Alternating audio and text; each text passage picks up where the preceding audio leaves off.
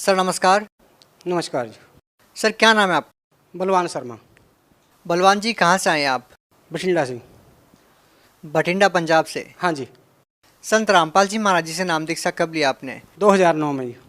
Sir संत रामपाल जी महाराज जी से नाम दीक्षा लेने से पहले आप क्या भक्ति साधना ही करते थे? मंदिर में पुजारी थी।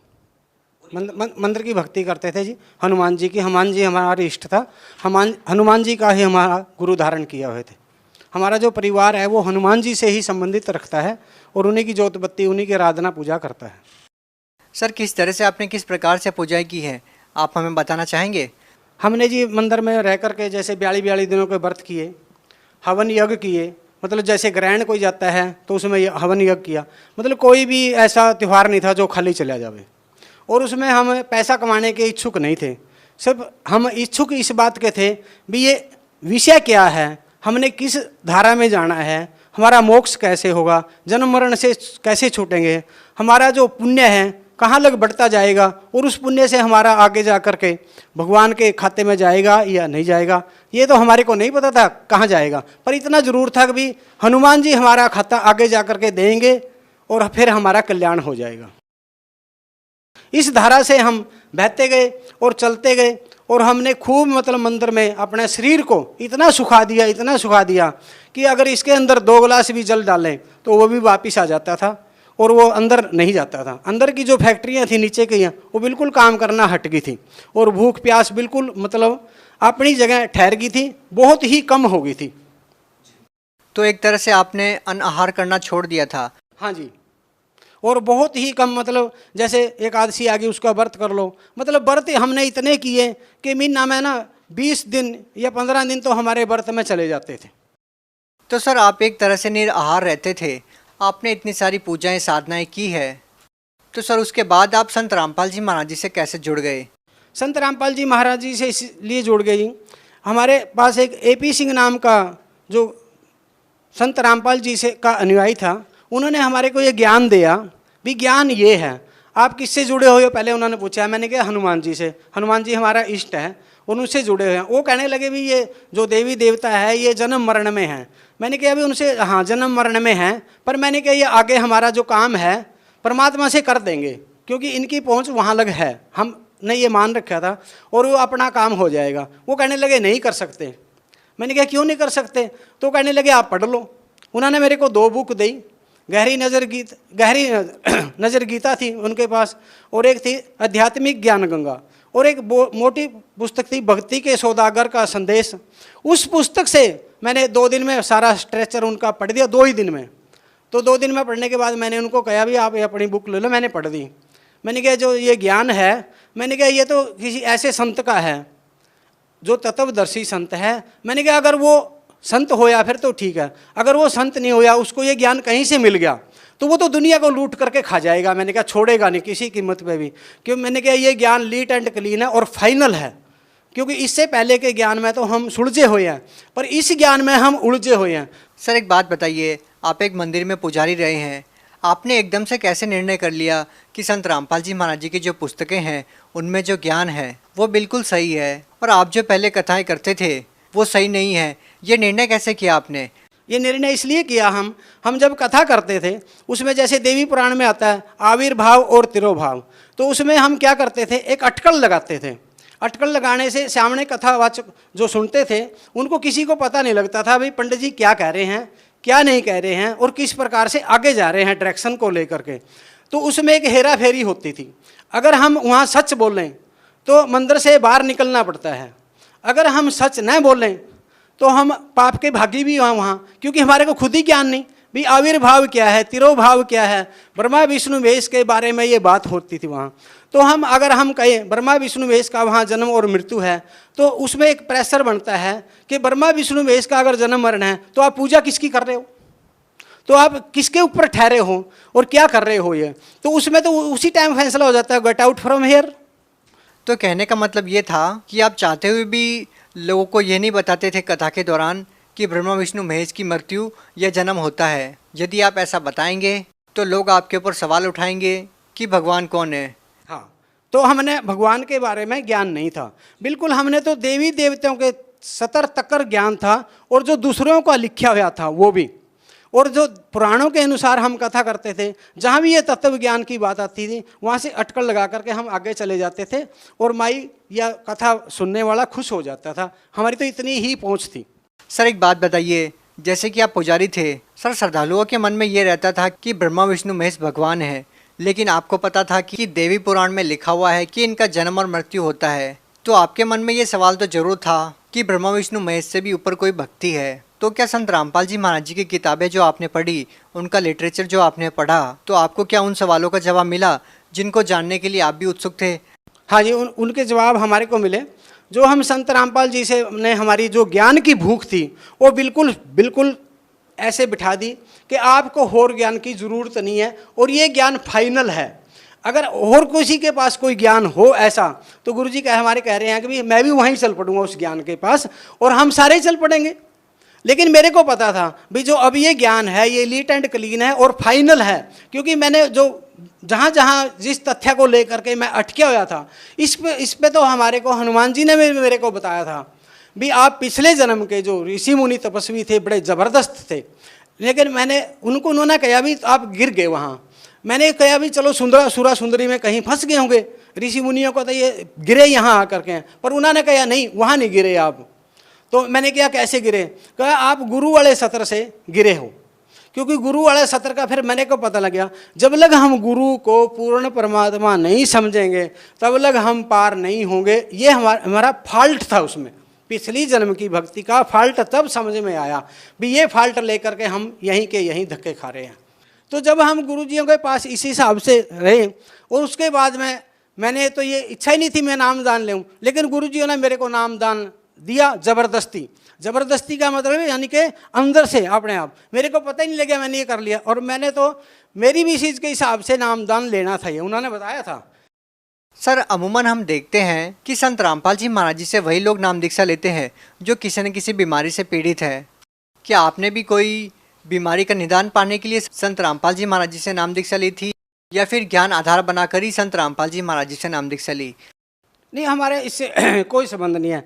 बीमारी को तो मैं इस प्रकार से समझता हूँ कि चलती रहती हैं कुछ ना कुछ बीमारी आदमी के साथ, क्योंकि जब शरीर बना है उसमें कोई ना कोई फैक्ट्री काम करना हट जाती है, कोई खास विषय नहीं है। लेकिन मेरा एक खास विषय था भी ये ओरिजिनल सच क्या है, परमात्मा के विधान क्या है, परमात्मा किस प्रकार से पाया जाता है, ज्ञान का अंत क्या है। सर देखिए, जब हम अन्य देवी देवताओं की पूजा करते हैं तो उनसे रिद्धि सिद्धियाँ भी आ जाती है, जैसा कि हमने सुना है। आपको इसके बारे में अच्छे से पता होगा क्योंकि आप तो मंदिर में पुजारी भी रहे हैं। आपका क्या अनुभव रहा है आपकी पुरानी भक्ति को लेकर? हमारा एक बहुत ज़बरदस्त अनुभव रहा है और उस अनुभव को लेकर के ना आप भी, हमारे पास एक लड़का था जिसका नाम है रामू, हिसार में जो काम करता है, उसने इस भक्ति को किया है आन उपासना को, जिसके उसको बोलते हैं भाई या तो मैं मर जाऊंगा या देवता मेरे सामने हो जाए और मैं भूखा मर जाऊंगा, जिसको अड़ियल साधना कहते हैं। तो उस अड़ियल साधना को लेकर के उन्होंने किया है। उनका एक जब बैठ जाते थे तो 1 सेकंड में जो फेस था हनुमान जी का बन जाता था, जैसे हनुमान जी का मतलब ऐसे फुलिया फेस है वो बन जाता था। फिर उसके बाद में उसी सेकंड के बाद विष्णु जी का, उसी सेकंड के बाद ब्रह्मा जी का, उसी सेकंड के बाद देवी का, बाली, नल, नील, अंगद, सुग्रीव, मतलब फेस बदलते जाते थे। जैसे हम फिर गुरुजियों ने जो समझाया वो बिल्कुल पूरा सच है भी। जैसे हम रिमोट से टीवी को चलाते हैं और चैनल बदल जाते हैं, वहाँ चैनल फेस के बदलते थे। तो फेस के बदलने से फिर हम जब दुख फिर भी कहीं ना कहीं जीव का वहीं खड़ा, उससे पता लगता था भी चैनल तो खुल गए देवी देवताओं के, यानी कि फेस सिद्धि आपको मिल गई, लेकिन दुखों की धारा में कोई परिवर्तन नहीं है वहाँ। चाहे आपका शरीर गल रहा है चाहे नहीं गल रहा है, भूख लग रही है या नहीं लग रही है, वहाँ कोई परिवर्तन नहीं होता था उस साइड में। इस साइड में परिवर्तन होता था भी आप रिद्धि सिद्धि में यहाँ से यहाँ आ गए, यहाँ से यहाँ आ गए, यानी कि आपका रिद्धि सिद्धि का जो सतर था वो बढ़ता जाता था। सर देखिए, जैसा आज का समाज है, इतनी सिद्धियाँ भी अगर किसी को मिल जाए तो वो फुला नहीं समाता। यहाँ तक कि आज का जो दौर है वो चमत्कार को ही नमस्कार करता है। इतनी सारी रिद्धि सिद्धियाँ होने के बावजूद भी, जैसा कि आपने अपना अनुभव बताया कि देव देवताओं तक आपकी बातचीत हो जाती है, तो फिर ऐसे में लोग एक संत से नाम दीक्षा लें, वो भी एक साधारण संत से जिनकी वेशभूषा भी साधु संतों जैसी नहीं है। तो इस बात को लेकर आप क्या कहना चाहेंगे? क्या रिद्धि सिद्धियाँ अपने आप में लोगों को प्रभावित नहीं करती क्या? रिद्धि सिद्धि तो एक ऐसे है, अगर आपने समाज को अपने पीछे लगाना है, पैसा खींचना है, अगर अपना मतलब कुल नाश करना है, तो उस रिद्धि सिद्धि के जकड़ में आप रहिए। और आप जब आपका बैंक बैलेंस खत्म हो जाएगा तो आपका सब कुछ ड्रॉप हो जाएगा। जैसे एक तांत्रिक है, तांत्रिक का ऐसे सत्यानाश नहीं होता, उसका तीसरी पीढ़ी में जाकर के सत्यानाश हो जाता है। मैं आपको 50 उदाहरण ऐसे दूं जो तीसरी पीढ़ी में बिल्कुल ड्रॉप हैं। जैसे मंदिर का पुजारी है, मंदिर का पुजारी तीसरी पीढ़ी के बाद चल ही नहीं सकता, क्योंकि वहाँ पर लिखा है, जैसे विषम पिता में कहते हैं भाई पतित आदमी का दान नहीं खाना चाहिए। अब हमने दान के बारे में पता लगा भाई पतित आदमी का दान नहीं खाना चाहिए, इसका मतलब क्या होया भी दान कोई भी है, दान खाने से हमारी जो औलाद आगे पैदा हुई है वो उस दान से हुई है।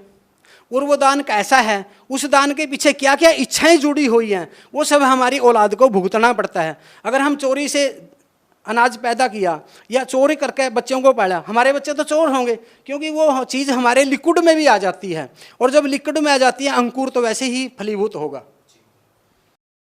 तो सर एक बात बताइए कि एक समय था जब आप संत रामपाल जी महाराज जी को एक परमात्मा मानते थे, और जब आप सत्संग सुनते थे तो आप यही महसूस करते थे कि नहीं, संत रामपाल जी महाराज नहीं, परमात्मा बैठे हैं।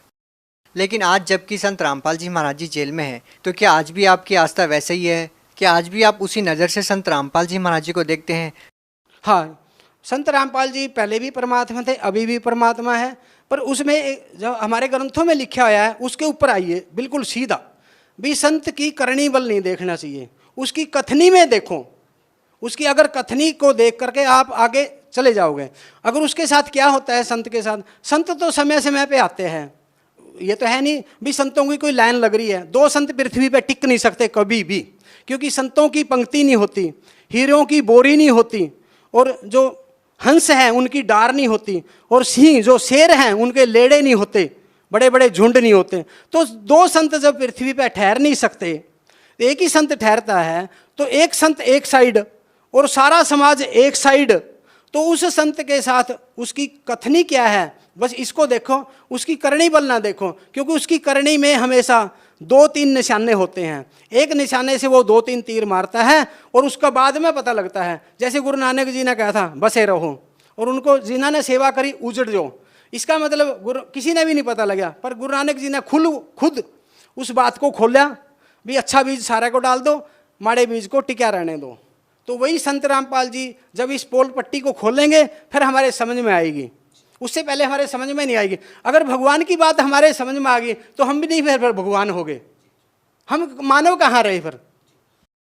सर ये तो ज्ञान की बातें थी। यदि बात करें प्रैक्टिकल की, क्योंकि जिस तरह से लोग आज समाज में जी रहे हैं, हजारों ऐसी पीड़ाएं हैं, मानसिक तौर पर पीड़ित हैं लोग, आर्थिक तौर पर पीड़ित हैं और शारीरिक तौर पर भी पीड़ित हैं।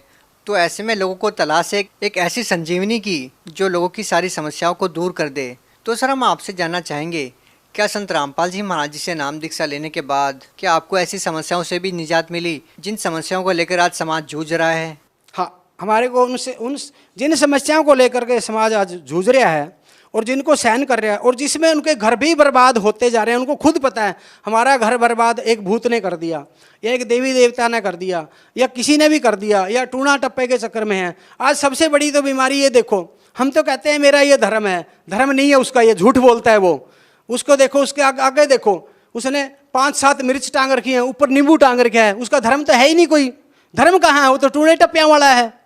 और जब टूणे टप्पे वहाँ हम घुस जाते हैं, हमारे पास ये हर बीमारी से, हर किसी से, हर हवा से, हर देवी देवता से, हर पितर से, हर भूत प्रेत से जूझना पड़ेगा आपको, क्योंकि देवी देवता अच्छा। सर उन सभी का समाधान क्या है? उन सभी का समाधान एक ही है, अगर आप संत रामपाल जी से महाराज से जुड़ोगे। लेकिन जुड़ने के लिए भी मैं पहले कहता हूँ भी पहले ज्ञान को समझो। अगर ज्ञान नहीं समझा, वहाँ जुड़ गए, फिर भाग गए 2 महीना, कोई फायदा नहीं। उससे पहले निर्णय लो भी ज्ञान क्या है, बात क्या है, किसमें किसकी पोस्ट में कितना दम है। उसमें पहले ही लिख गया भाई देवी देवताओं के में इतना दम है, पितरों में इतना दम है, भूत प्रेत पिशाच में इतना दम है, काल में इतना दम है, धर्मराज में इतना दम है, परमात्मा में इतना दम है। तो गुरु में कितना दम है पहले ये देख लो, गुरु में कितना दम है। अगर गुरु में दम नहीं है तो वहाँ जाओगे क्या लेने? तो जा करके भी अगर प्यासे आ गए तो गए क्या लेने? आप तो मतलब ट्रेन में मलमूत्र फैलाने के लिए गए थे फिर। क्या ये माने कि संत रामपाल जी महाराज जी में दम है? हाँ, अगर संत रामपाल जी में आपको दम नहीं लगता है, उनको तोड़ लो।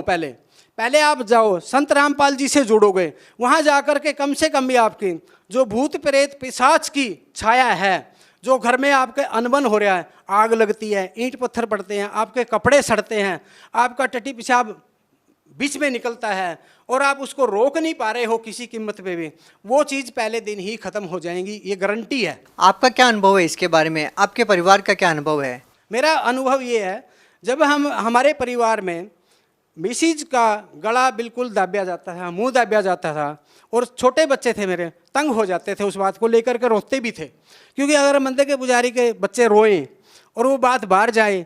किस कारण से मुंह दबा दिया जाता है? ये पितरों के कारण, भूत प्रेतों के कारण। और उसमें ये था, जो भूत प्रेत थे या पितर था, उसका मेरे को पता भी था, लेकिन उसका इलाज मेरे से हो ही नहीं पा रहा था।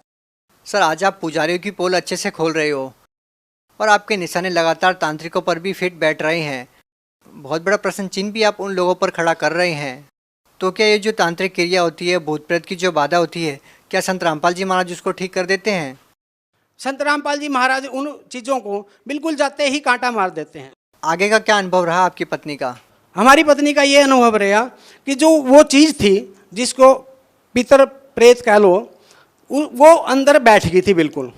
वो अंदर बैठने के बाद मैंने उनसे कभी नहीं कहा भाई आप संत रामपाल जी से जुड़िए या न जुड़िए, पर मैंने उनको बुक जरूर पढ़वा दी थी सारी। मैंने कहा 5-5, 7-7 पेज करके पढ़ो इनको और इसमें देख लो, अगर जैसे तो ठीक है, नहीं छोड़ दो। उन्होंने सारी बुक पढ़ी, उन्होंने अपने आप कह दिया कि अब मेरे पास कोई चारा नहीं है और मैं संत रामपाल जी के पास मैंने ले चल। मैंने कहा भाई सोच ले, पर ले चलेंगे, पीछे नहीं हटेंगे, पीछे नहीं हटने देंगे, जो मर्जी हो जाए, मैं तो हटूंगा नहीं। तो उन्होंने कहा ठीक है, पीछे नहीं हटेंगे।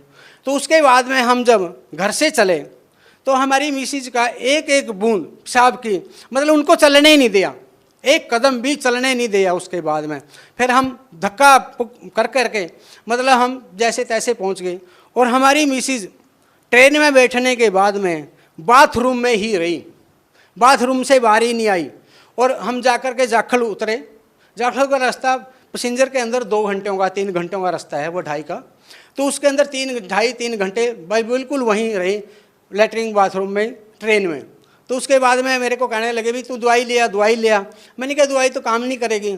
चलो फिर भी एक बंदा वहाँ से जाखल से कहने लगा नहीं, वो भी शर्मा जी था, वो हमारी मिसिज को वैसे जानता भी था थोड़ा, मतलब शर्मा होने के नाते। वो कहने लगे नहीं, यहाँ से निकल करके दवाई लिया। हम 40 रुपए की दवाई ले। मेरे को पता था भी दवाई ने काम नहीं करना, ये कोई और बात है, दवाई तो बहुत दूर की बात है इस चक्रव्यूह में। तो उन्होंने दवाई दी भी। तो उसके बाद में हम जब बरवाड़ा पहुँचे, अगली जब ट्रेन में बैठे फिर भी हम बाथरूम में रहे, यानी कि मतलब बरवाड़ा तक कर हम बाथरूम में पहुँच गए। और मतलब अंदर से मैं बहुत ही कल्पया इस बात के लिए भी, इतनी साधना करके इतना कुछ करा करके फिर भी रो रहे हैं बात को। और ये कितना बड़ा इस बात का चक्रव्यूह है जो हमारे को टेंशन में और दबोच रहा है। तो उसके बाद में जब बरवाड़ा गए वहाँ जा कर के मिसिज ने चाय पी, क्योंकि हमारी मिसिज ना चाय की बड़ी इच्छुक है, मतलब जो 4 बारी दे देते 4 बारी 6 बारी भी पी लेती है। वह कहने लगी बड़ी स्वाद है। मैंने कहा और पी ले भाई, क्योंकि गुरु जी के वहाँ ना चाय बहुत ज़्यादा स्वाद होती है वैसे। तो उन्होंने चाय पी। मैंने कहा ठीक है। जब गुरुजियों ने आशीर्वाद दिया तो गुरुजी वहाँ से 5-7 कदम, मतलब 4 कदम आगे चले गए। गुरुजी फिर दोबारा वापस आए। गुरुजियों ने सिर पे हाथ रखा। सिर पे हाथ रखने के बाद में तो मतलब 2-3 मिनट के बाद मिसिज बाथरूम में गई। बाथरूम में निकल जाने के बाद में उनको वहाँ पता लगा, अपने आप बताया उन्होंने भी इतनी बड़ी कोई चीज़ निकल करके भागी है। और मेरे को पता था वो चीज़ क्या भागी है। वो एक छोटा बच्चा था, कोई 6 या 7 साल का, जो डेथ हुई थी। वो अंदर उसने जगह बना रखी थी सूक्ष्म रूप से, छोटे रूप से, और वो मतलब योनि के रास्ते बाहर निकली है। और निकली पहले जब गुरु जी ने आशीर्वाद, उसके बाद में मिसिज वहाँ रही, खाना भी खाया, सब कुछ होया। कोई मतलब वो बिल्कुल फ्रेश हो गए, यानी कि उनको कोई भी तकलीफ नहीं है, 0 तकलीफ है। उसके बाद हम नरवाना से, और रेलवे जो स्टेशन है, जो फाटक लगता है, वहाँ से लेकर के कम से कम वो 1.5 किलोमीटर के आसपास है। और वो पैदल बिल्कुल घोड़े की तरह गई। तो बच्ची भी हमारे कहने लगी कि मम्मी अब कहाँ गई तकलीफ, अब कहाँ गई है? कि मैं मतलब अब वो घोड़े की तरह चल रहे हो, और पहले एक कदम भी नहीं चल सकते थे। उसके बाद में हमने ये अनुभव वहीं लिया, ये अनुभव वहीं है। फिर हमारे को पता लगे अभी जो देवी देवता क्या है, पितर क्या है, भूत प्रेत क्या है, लेकिन जिस घर में भी ये भूत प्रेत पिशाच हैं उस घर में ये एक ही बात करते हैं कि जनानी को या बंदे को यूज करते हैं ये बुरी तरह। और इस अनुभव को लेकर के मैं सबको, किसी के तो ये उखड़े हुए हैं, किसी के दबे हुए हैं। भूत प्रेत पिशाच का साया है पूरे वर्ल्ड में।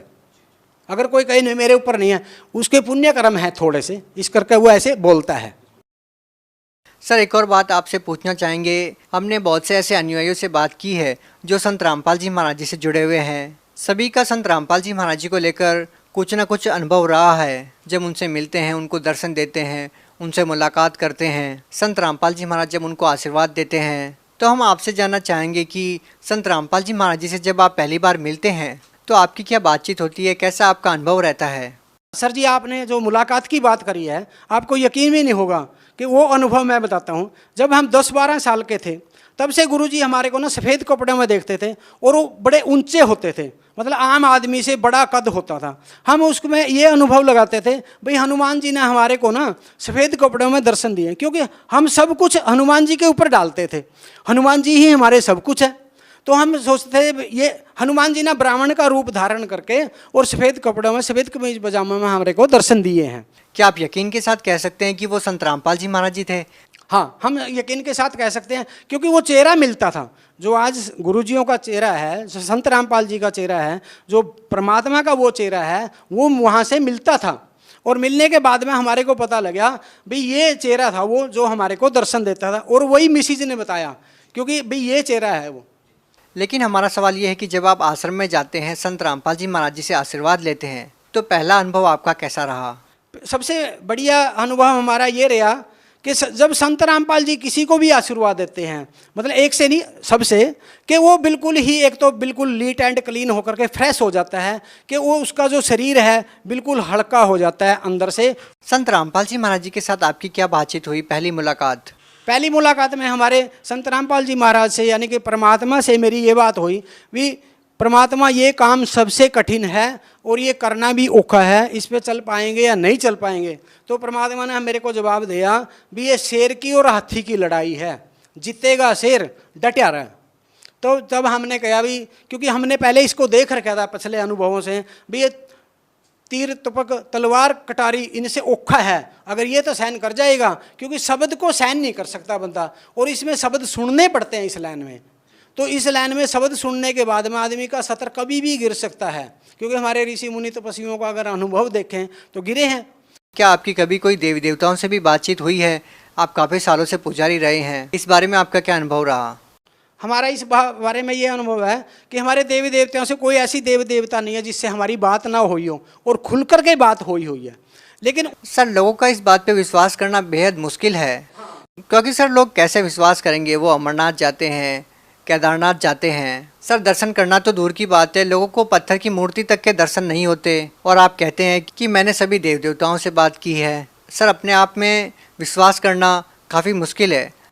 अगर आप हमारे ऊपर विश्वास करते हो, इस अनुभव के ऊपर विश्वास करते हो, भी देवी देवता बात करते हैं या नहीं करते, आपने ये विश्वास करना होगा। आप अपनी साधना को लेकर के देखिए और पिछलों की साधना को मिला करके देखिए कि देवी देवता तो आपके सामने हो जाएंगे। ये कोई दूर नहीं है जीव से, ये तो बहुत ही नज़दीक का मामला है। जैसे हम रेलवे स्टेशन पे जाते हैं, रेलवे स्टेशन से जो बाहर दुकानें लगी हैं वो क्या आपके लिए औखी हैं? कोई औखी नहीं, वो सब दिख तो रही हैं आपको। इसी प्रकार से परमात्मा के लोग से ये तो बहुत नीचे की दुकानें हैं सारी, और इनसे बात करना ये वो कोई औखा काम नहीं है। औखा काम तो सिर्फ आपका ये है भी इन ग्रंथों पे विश्वास करना।